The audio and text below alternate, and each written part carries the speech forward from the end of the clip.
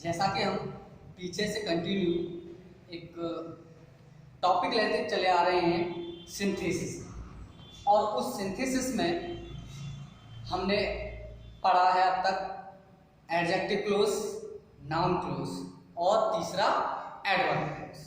ठीक है, तो आज इस सिंथेसिस में एडवर्ब क्लोज से दो या दो से अधिक सिंपल वाक्यों को जोड़कर एक कॉम्प्लेक्स सेंटेंस हमें बनाना सीखना।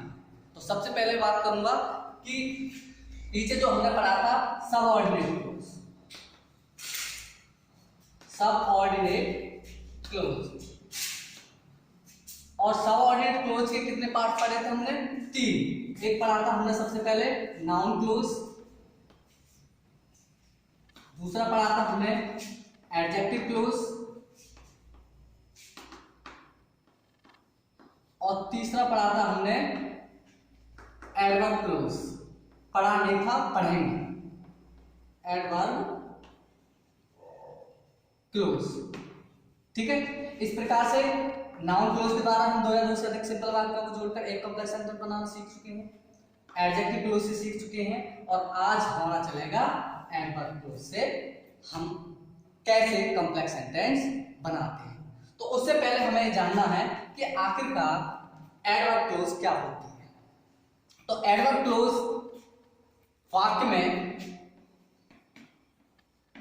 एडवर्ब का कार्य करती है। किसका कार्य करती है? ये एडवर्ब का कार्य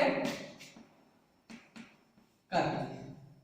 ठीक है, अर्थात ये वर्ब या एडजेक्टिव की विशेषता को प्रकट करती है, उसके बारे में हमें बताती है। ठीक है, और जब ये एडवर्ब का कार्य करती है तो इसके माध्यम से हमें कॉम्प्लेक्स सेंटेंस बनाना है। उससे पहले हमें जानना है कि आखिर एडवर्ब क्लोज कितने प्रकार की होती है। एडवर्ब क्लोज हमारी 9 प्रकार की, 9 प्रकार की होती है। कितने प्रकार की होती है हमारी एडवर्ब क्लोज? एडवर्ब क्लोज हमारी 9 प्रकार की होती है। अब वो 9 प्रकार कौन से हैं ये हमें देखना, और उनके प्रयोग से हमने कॉम्प्लेक्स सेंटेंस बनाना है। तो सबसे पहला होता है एडवर्ब ऑफ टाइम। ठीक, सबसे पहली बात मैं कर रहा हूं एडवर्ब ऑफ टाइम। अब जैसा कि समय, टाइम से हमें पता चल रहा है कि कौन सी एडवर्ब होगी? टाइम, समय वाली। अर्थात इससे क्या व्यक्त होगा? इससे समय प्रकट होता है। क्या प्रकट होता है? समय। अब वे शब्द कौन से जो समय प्रकट करते हैं? जैसे व्हेन है, बिफोर है, आफ्टर है, टिल है, ठीक है, ईटीसी। ऐसे जो वर्ड होते हैं वो एडवर्ब ऑफ टाइम के लिए शो करते हैं। व्हेन का मतलब जब होता है, बिफोर पहले, और आफ्टर बाद या पश्चात, टिल तक। तो ये सारे वर्ड क्या व्यक्त कर रहे हैं? एडवर्ब ऑफ टाइम को व्यक्त कर रहे हैं। ठीक है, अब इसके प्रयोग से हमें एक कॉम्प्लेक्स सेंटेंस बनाना है। तो फॉर एग्जांपल हम देखेंगे, जैसे कि आई रीच्ड द स्कूल। पहला बात, इट हैड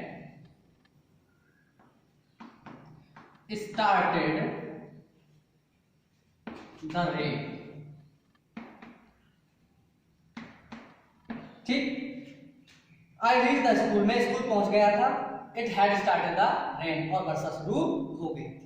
अब कब वर्षा शुरू हुई है? मेरे पहुंचने से पहले या बाद, हमें ये देखना है। तो मैं स्कूल पहुंचा हूं और उसके बाद वर्षा शुरू हुई है, इसलिए क्या व्यक्त हो रहा है इससे? आफ्टर। तो आफ्टर एडवर्ब का यूज करेंगे, जैसे I reached the school,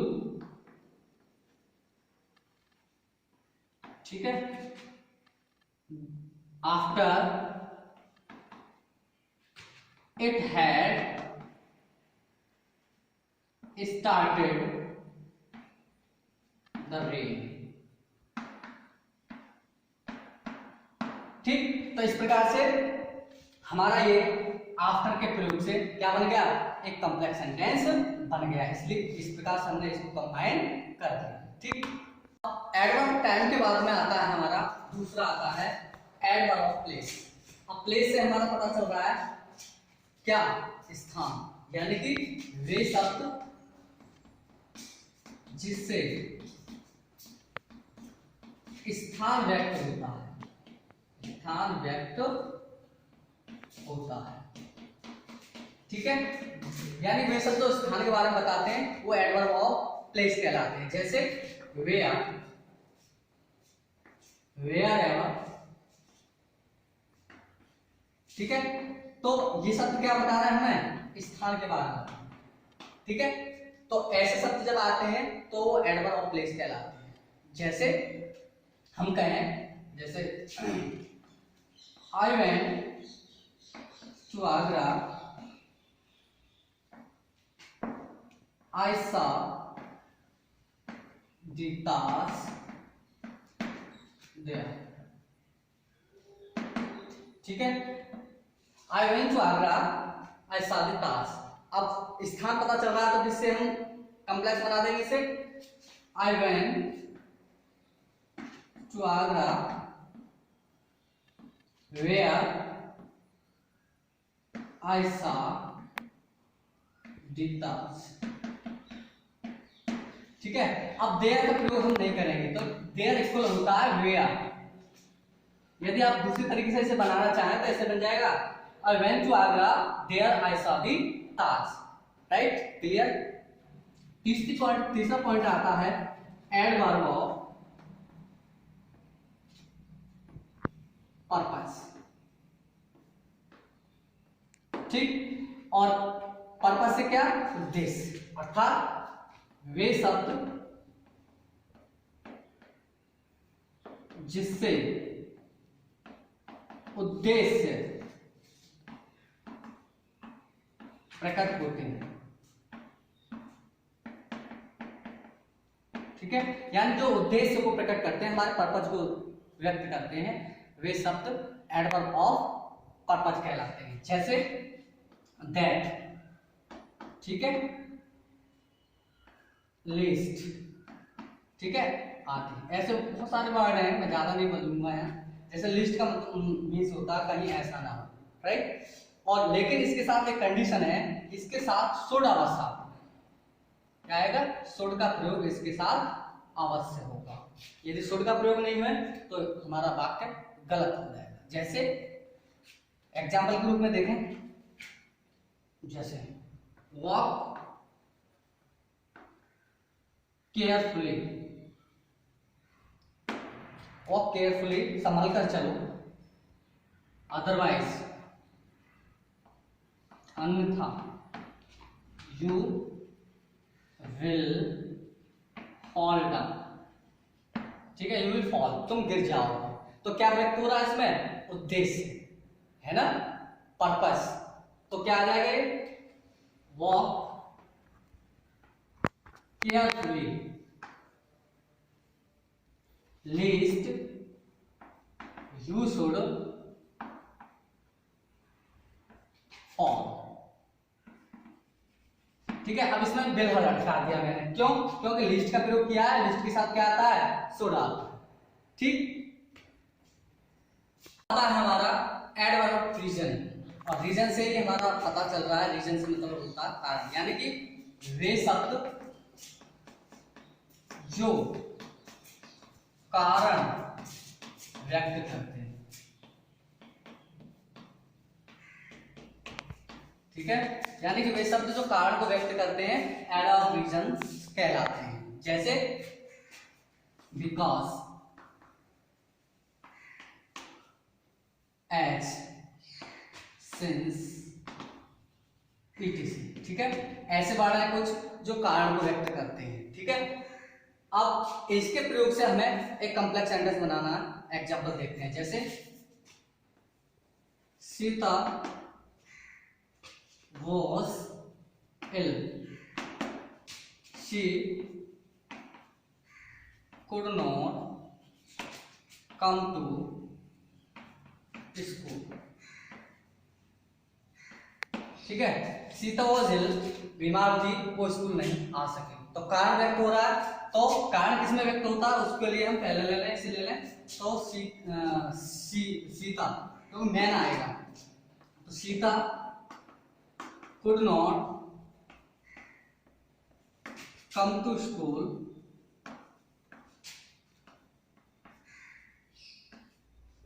because, कारण है क्योंकि शी वॉज इल।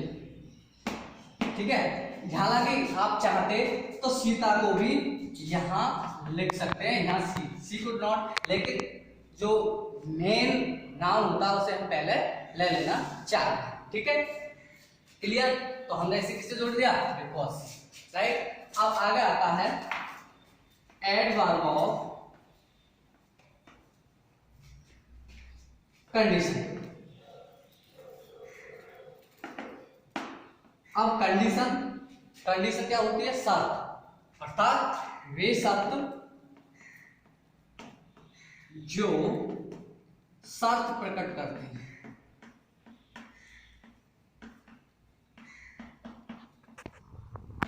ठीक है, यानी शर्त प्रकट करने वाले जो वाक्य शब्द होते हैं वो हमारे क्या कहलाते हैं, एडवर्ब ऑफ कंडीशन कहलाते हैं। कैसे, इफ, वेदर। ठीक है, इससे क्या प्रकट होता है, हमारा शर्त प्रकट होती है। ठीक है, एग्जाम्पल के रूप में देखें, जैसे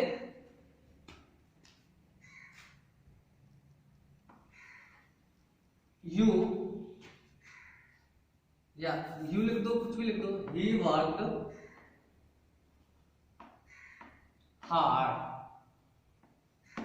उसने परिश्रम किया, ही फेल्ड। ठीक है,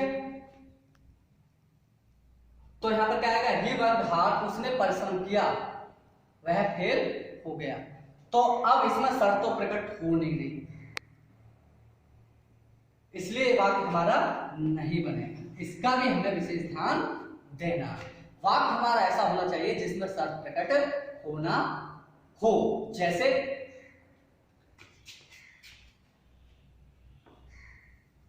यू विल पास, तुम पास हो जाओगे, यू वर्क हार्ड, तुम परिश्रम करते। तो आप शर्त आ गई यहां पर, तो कैसे बन जाएगा, तो इफ यू वर्क हार्ड, ठीक है, तो क्या बन जाएगा, यू विल पास। क्लियर होगी बात, क्योंकि यदि तुम परिश्रम करोगे तो तुम पास हो जाओगे। तो इससे क्या प्रकट हुआ है, यहाँ पर शर्त प्रकट होती है, इसलिए हमें इसमें हमें शर्त नहीं मिल रही थी, इसमें कारण हो रहा था, इसलिए। ठीक है, क्यों इसमें क्या प्रकट हो रहा है, तो फेल क्यों हुआ, परिश्रम किया लेकिन फेल हो गया, क्यों, तो वो चीज हमें नहीं मिल रही थी जो जिसकी हमें जरूरत थी। ठीक है, इसमें मिली है तो हमने किसका प्रयोग कर दिया यहां पर, ठीक। और अब आता है हमारा एडवर्ब ऑफ रिजल्ट। रिजल्ट से मतलब परिणाम, यानी कि वे शब्द जिनसे परिणाम व्यक्त होता है, परिणाम व्यक्त होता है। ठीक, तो वो शब्द हमारे क्या किसमें आते हैं, एडवर्ब ऑफ रिजल्ट में आते हैं। ठीक है, जैसे as soon as, no sooner did। ठीक है, और इसमें क्या होता है कि जो वेरी आता है, वेरी को हमें सो में बदल देते हैं, और सो दैट, इससे क्या प्रकट होता है, रिजल्ट, परिणाम व्यक्त होता है। जब ऐसा होता है तो इन कंजक्शंस का हम प्रयोग कर देते हैं, जैसे रमेश इज वेरी वीक, एक बात। दूसरा है he can not run in the field. ठीक, 2 वाक्य हो गए तो जोड़ देंगे हम। रमेश इज, वैरी को हटाएंगे, सो का प्रयोग करेंगे, सो विथ दैट, ठीक है, सो दैट हो गया, so that he can not run in the field, right. तो इसलिए हमने सो और दैट से इस वाक्य को हमने बना दिया। उम्मीद करता हूं समझ में आ रहा होगा।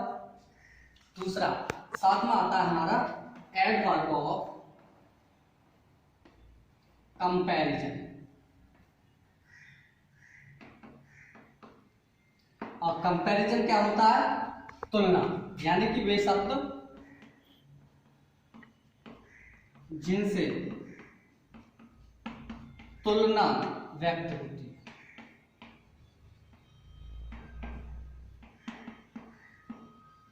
ठीक है, तुलना व्यक्त होती है, वे हमारे एडवर्ब ऑफ कंपैरिजन कहलाते हैं। जैसे देन, एज, है ना, ठीक है, ऐसे शब्द क्या प्रकट करते हैं? तुलना प्रकट करते हैं। जैसे शी इज ब्यूटीफुल, ठीक है, सी इज ब्यूटीफुल, सी की जगह मैं यदि ये कह दूं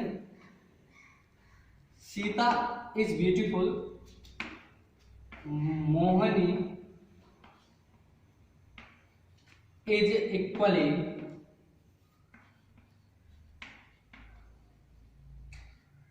ब्यूटीफुल। अब इसमें क्या व्यक्त हो रहा है?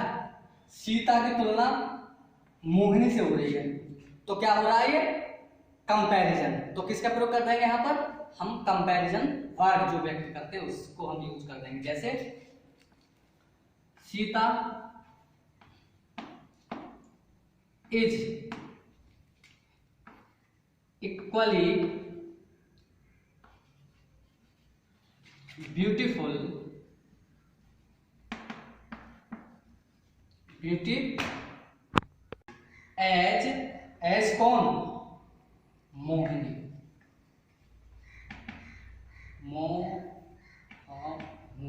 ठीक है। अब इसमें थोड़ी सी कमी है, वो क्या है कि सीता इज, तो एज के साथ हमेशा क्या आता है? एज आता है, और यहां हमने एज का प्रयोग नहीं किया। इज इक्वली एज, ठीक है, यहां है, क्योंकि इक्वली एज ब्यूटीफुल एज मोर, राइट। इस प्रकार से हम इसे बना रहे हैं। से अब हमारा अगला एडवर्ब आता है, वो आता है एडवर्ब ऑफ कंट्रास्ट। कंट्रास्ट से मतलब विरोध, अर्थात वे शब्द जिनसे विरोध प्रकट होता है, विरोध,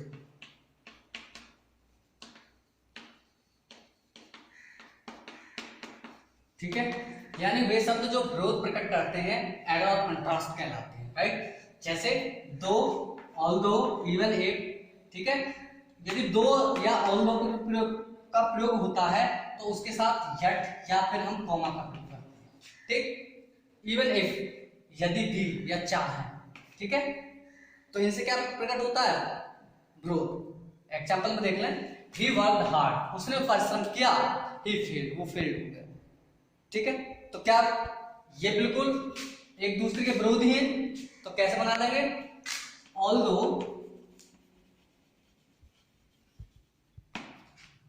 he worked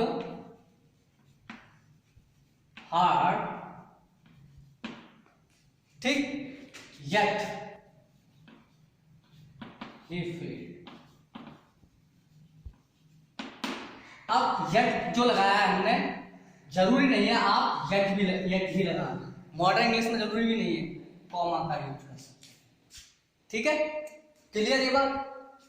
अब दूसरा आता है हमारा और अंतिम है नमा, यानी कि 9वां, वो क्या है? Adverb of manner. मैनर बहुत इंपॉर्टेंट चीज है, ढंग, जिससे किसी का चाल चलन का पता चलता है, ढंग का पता चलता है, उसके रहन सहन का पता चलता है, वो क्या कहलाता है, एडवर्ब ऑफ मैनर कहलाता है, ढंग कहलाता है, राइट। और इसमें वर्ड कौन कौन से आते हैं, जैसे एज, एज इफ, एज, दो, इन दैट, ऐसे बहुत सारे वर्ड आते हैं जो एडवर्ब मैनर के लिए व्यक्त करते हैं।